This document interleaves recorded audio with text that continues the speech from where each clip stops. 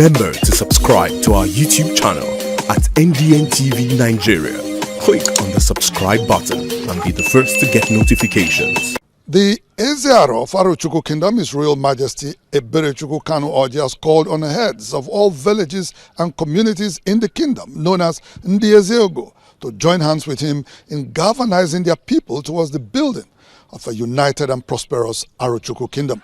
His Royal Majesty Eberechukwu portrays the need for this unity of purpose during his maiden meeting with Ndiezeogo recently at the palace in Oro Village, Arochukwu, in the company of Eze Ibomisi, His Royal Highness Amos Okoro, and Eze Ezeago, His Royal Highness Okorafor Uro, which made up the Ezearo in council. Before his official crowning as Ezearo of Arochukwu Kingdom in Arochukwu local government area of Abia State, the Ezearo designate, as he then was, Engineer Eberechukwu had at the top of his priorities the institutionalization of love and cordiality within the kingdom for sustainable peace and progress. Ever since, His Royal Majesty has continually echoed the same message of love and peace, which appears to be a reflection of his personality. Shortly after his crowning on the 26th of January this year, His Royal Majesty Eberechukwu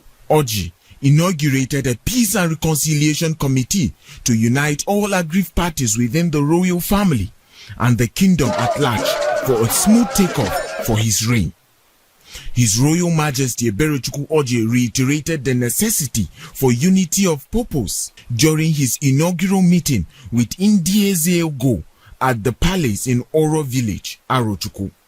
The meeting included the presence of members of Ezearo in council, Eze Ibomisi, His Royal Highness Amos Okoro, and Eze Ezeago, His Royal Highness Okorafor Uro Okorafor. This meeting not only underscored the significance of collaboration among the village heads, but also marked a pivotal moment in Ezearo's leadership as he sought to foster unity, progress, and prosperity within the kingdom. The monarch also had a host of other engagements last week, including hosting members of the security agencies in the kingdom, where modalities for scaling up the relative peace enjoyed in the kingdom was top of the agenda.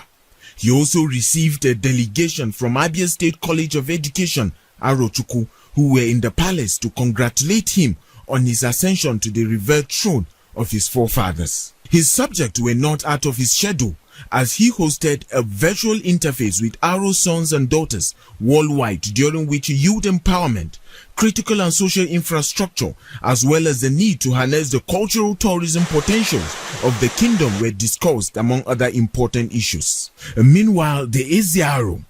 while chatting with youth of the kingdom, restated the commitment of the traditional authority in helping to curb the prevalence of crimes and violence, as well as make available opportunities for the young population.